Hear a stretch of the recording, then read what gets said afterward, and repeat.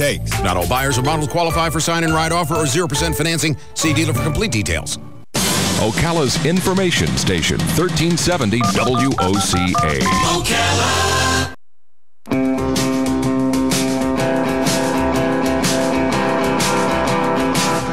Ocala, baby, what makes you look so good? Ocala, baby, what makes you look so good? Why don't you love me like I know you could? All right, 5 minutes after 10 o'clock, it's time for Ocala Magazine Radio. Kelli Hart is in the studio, the effervescent Kelli Hart. She's the executive editor of Ocala Magazine. She's a writer. One day we'll be saying novelist. I would love that. No, yes, you want that? And of course, we're talking. It's one of my favorite fun segments of the week. Good to see. I think my new monitor is taller. I have to now look over a little more than I used to have to do. Oh, really? Well, maybe I can get a higher chair next time. Yeah, now we get the higher. Yeah. Put the inch back in the stools that Dan took off of them. So a new monitor. That's exciting. So, yeah, well, I think the other one burned out or something. I heard Tom getting mad at it yesterday afternoon. So. Okay.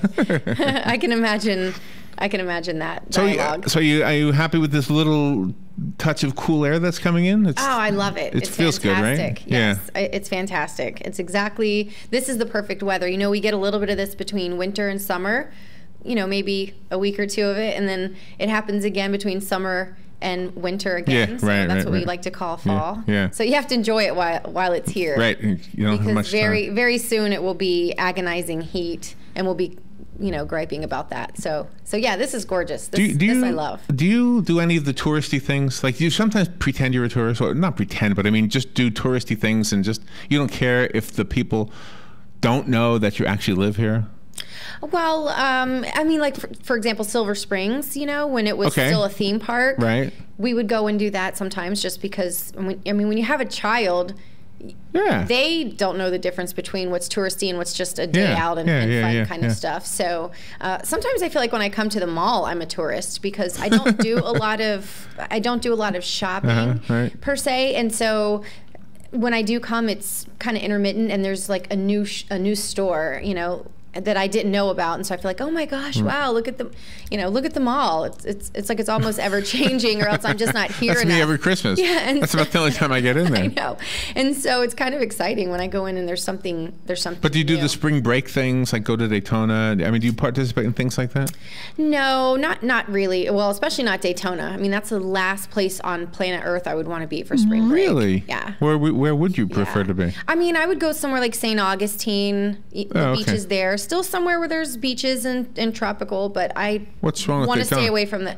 Well, because too crowded? Oh my gosh. Well, yeah, it's spring break, so it's actually school age people who are indulging in spring break and the activities that go on, and so, you know, I'm too old for that stuff. Did you do it when you were younger? All of that. No. You didn't even do it when you were younger? No. When I was in high school, if you know my mother at all, you'll understand there was no me going with friends to spring break. It wasn't going to happen. You know, she was hip to just like me, she was hip to what goes on in Daytona during spring break, and so I was not going to do those things. And then in college, I just really didn't care about that kind of stuff in college. I mean, I commuted. And where did you go? So I went to UF, and so I lived here, and I commuted to the University of Florida, and so I never really got wrapped up in the actual college life. I really just wanted to get done and then go on and get my master's and get done. I didn't want to be in college as a career. I wanted to work. Tell us what you have a master's degree in. I know you've told us before. So I have a master's degree in mental health counseling. Isn't that amazing? And how many people don't realize that about you? Yeah, it's funny. You know, some people just assume that I must have gone to school, you know, for journalism. So you're perfect for Doug. He thinks so. He would agree. I got my bachelor's degree from the University of Florida and got that in psychology, but I started out as a journalism major. So when it was CFC. That's your love, right? When it was CFCC, I was going into broadcast journalism, and I wrote for the Patriot Press. I was actually the sports editor, which was really fun. And I wanted to break into sports journalism. So I wanted to do sports broadcasting, and then decided, you know, what are the odds that I would have that opportunity? and changed my major to psychology because I accidentally enrolled in a psychology and intro to psychology class. Wow. So when I got in the class, I thought, wait, this isn't what okay, well, I'll just... What did you think it was going to be? I'm not sure. Something else to start with a PS? I'm not exactly sure what I thought that I had enrolled in, but I thought, well, I'll just stick it out. I still have time to transfer or change. And so once I looked at the syllabus, and I was like, well, you know what? This is really kind of interesting. Yeah, really kind of interesting. I had never taken a psychology class. Even though they offered it in my high school, it was an elective. And I was taking TV production and all of these things thinking that would be my major. So it was my first experience with psychology, and I instantly fell in love with it. And I thought, okay, I can see a career here somehow. And so I finished out as a psychology major and then went on to get my master's degree. Does the psychology training affect your observational skills? Like when you're doing an interview, when you're talking to somebody for one of the articles where your two worlds meet, your journalism world and your psychology world. Yes. Does that happen? Absolutely. You know, it's funny because you think, well, gosh, you know, I have this degree and I have a master's degree and I'm still paying back some of my master's degree. And, I bet, yeah. You know, and here I am not using it, but I use it all the time. I mean, when you think about psychology, you're really being trained to listen.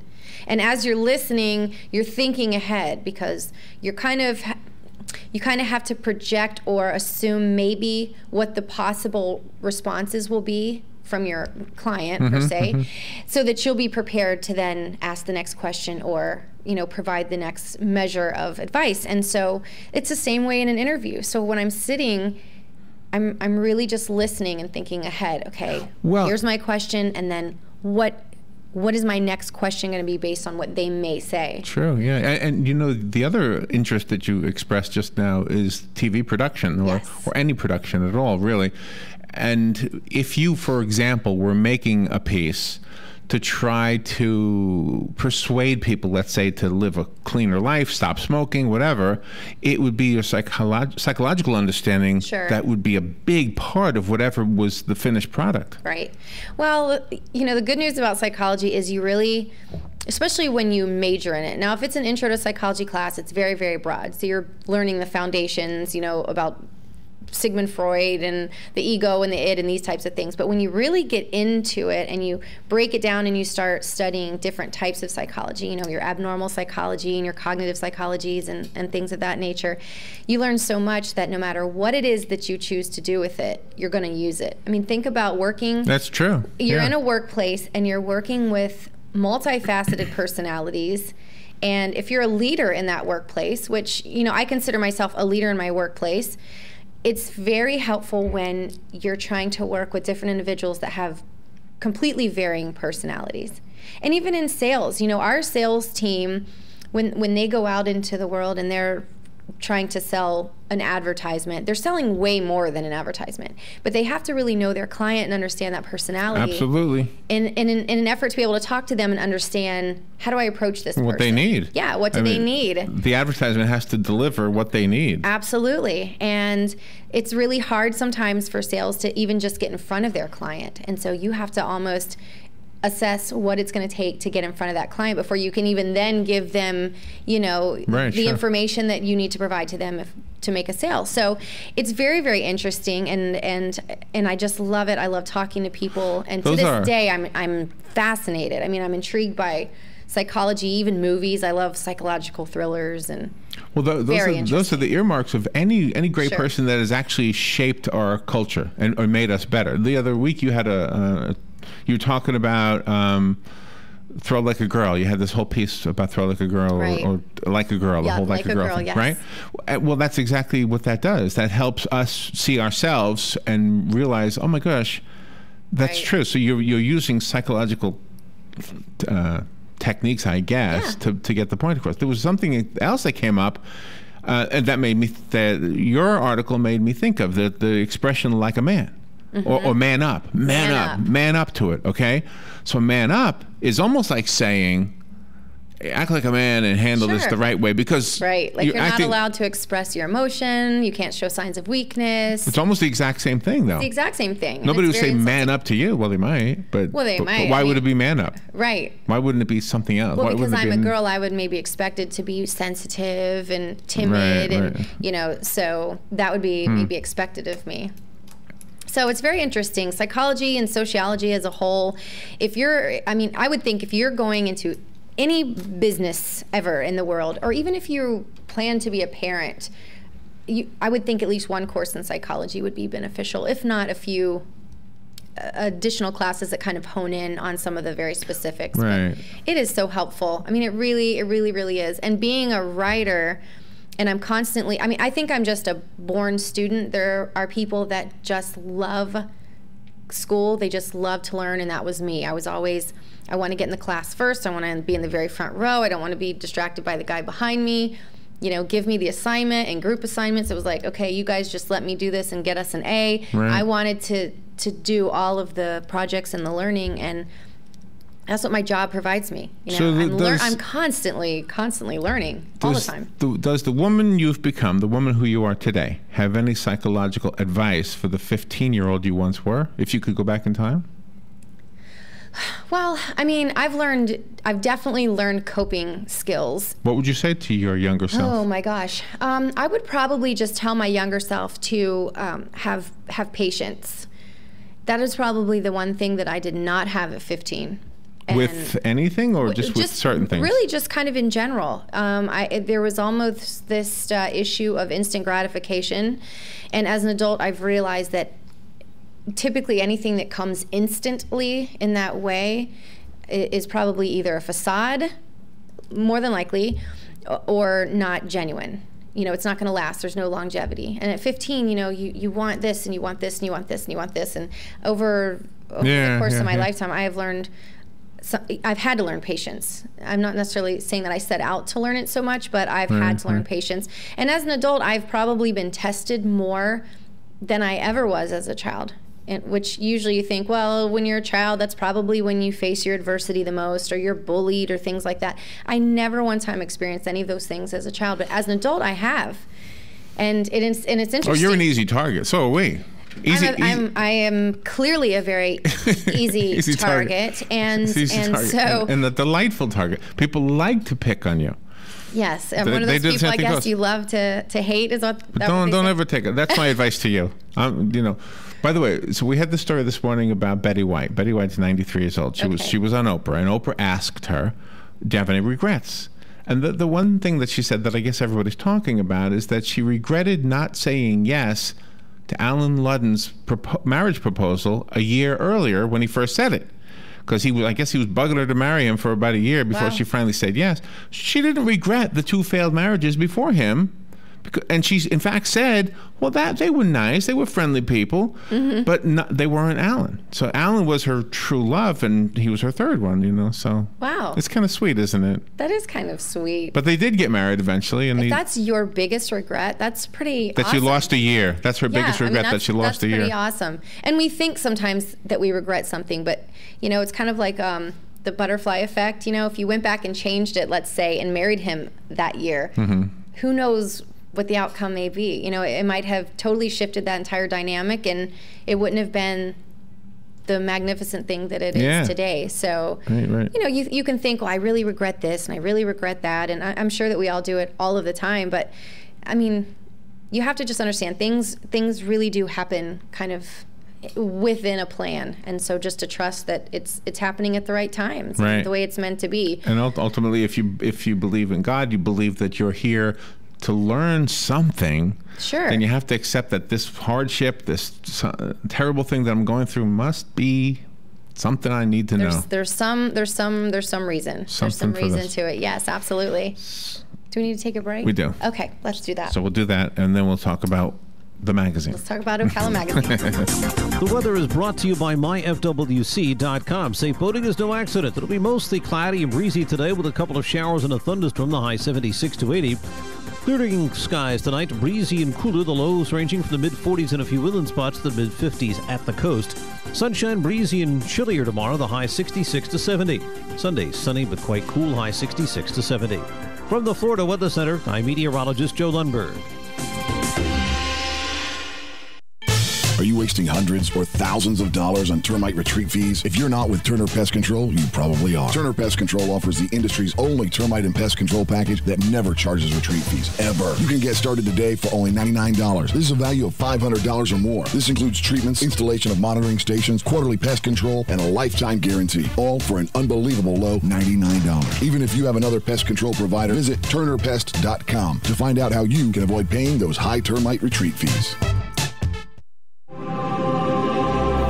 My name is Erica Olstein. I'm a doctor of acupuncture and oriental medicine at A Better You Healthcare's Pokin' for the People Community Acupuncture. Join us every Monday at 4 p.m. for a relaxing and therapeutic community acupuncture session with like-minded, health-conscious individuals from our community. Pricing is only $35. Group sessions involve yoga breathing and acupuncture for the benefit of stress, anxiety, and depression.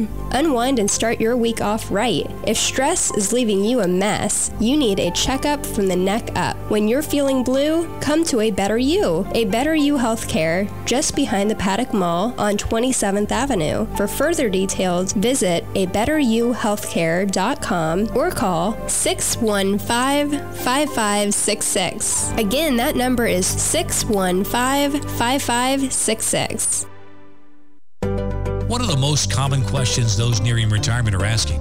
Will I outlive my money? Retirement questions like these and many more will be answered every Saturday morning at 9 a.m. on Planning for a Better and Safer Retirement with hosts Francois and Julian Pozenet. Francois and Julian will help you put your retirement puzzle together. Catch Planning for a Better and Safer Retirement Saturdays at 9 a.m. on Ocala's News Talk, The Source 96.3 FM and 1370 AM. Here's what you may have missed on the John Tesh Radio Show. In a study involving more than 2,000 people, those with slimmer waistlines showed higher cognitive ability than those who were overweight or obese. Our pets improve our character and make us much better people. If your partner's the one who's stressed out, we know that you will be 25% more likely to be affected than a stranger would be. Yeah, be careful because stress is contagious.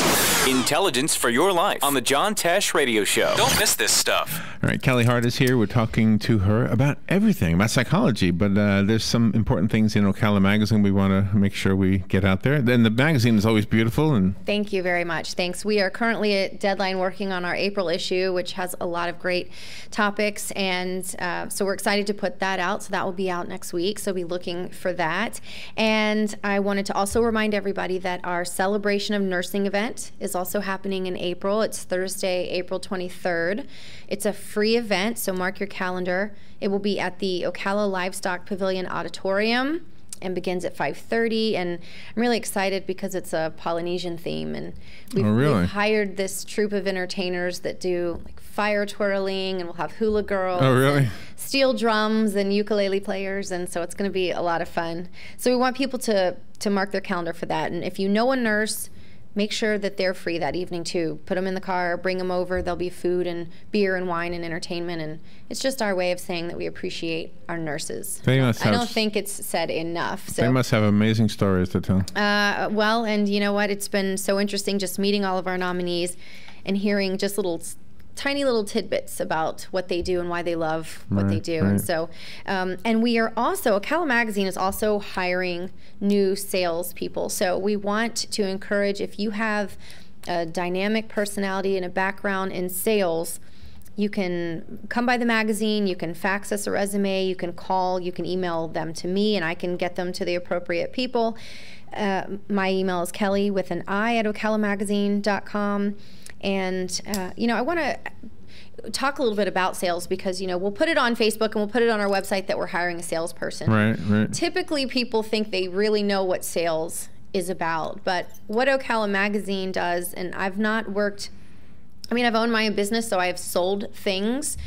But I've never been in an environment that sells the investment in yourself. And so for a while, and even though I'm not in sales, just because I'm really interested kind of in the total package of Ocala Magazine, I do pay attention and ask a lot of questions. And the idea of buying an ad is an investment in yourself. And as a business owner, I can recall how important that was, because if you don't know I exist, chances are That's right. you're not going to call me. That's right. You're not going to come through my front door, and you're not going to know who I am.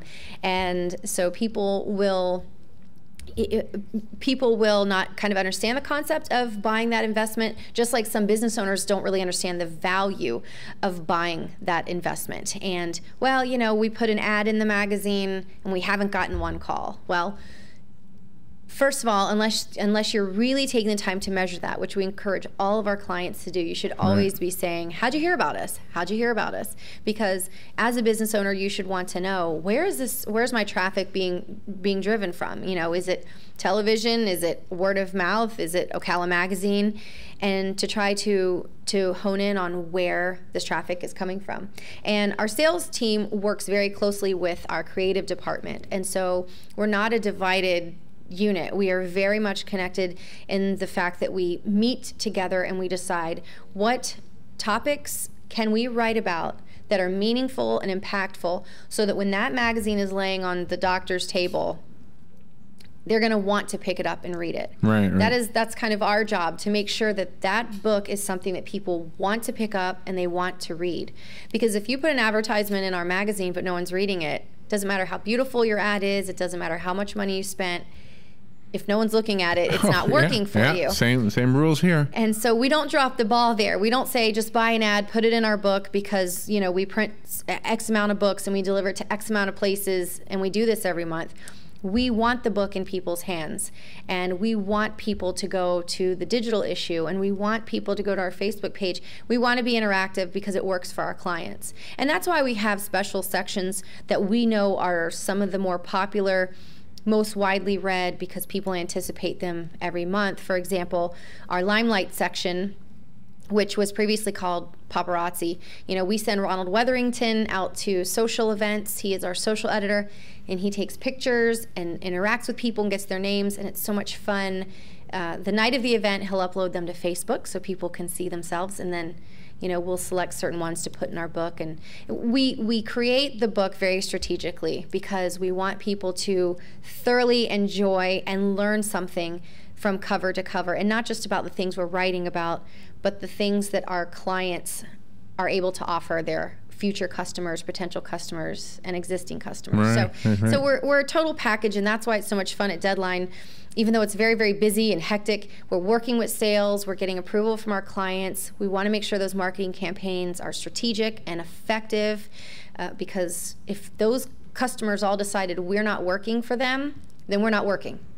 Yeah, right. Pretty much. Right. Pretty much. So we all take it very seriously, not just our sales department, but our creative team understands the importance of what we're doing as a way to, you know, further enhance the likelihood of those ads being successful. So we, you know, so we're looking for new salespeople. Our team is growing. We're excited about that, and we want some really dynamic people. You know, I mean, listen, our team is an award-winning team, and we're proud of what we do. We brag about the magazine because we believe in it, and we're looking for somebody that feels that same type of passion about not just sales, but about Ocala Magazine and what we represent. So we've met with some really great people, and look forward to meeting some more. The one thing that you do that I like a lot is the advertorial.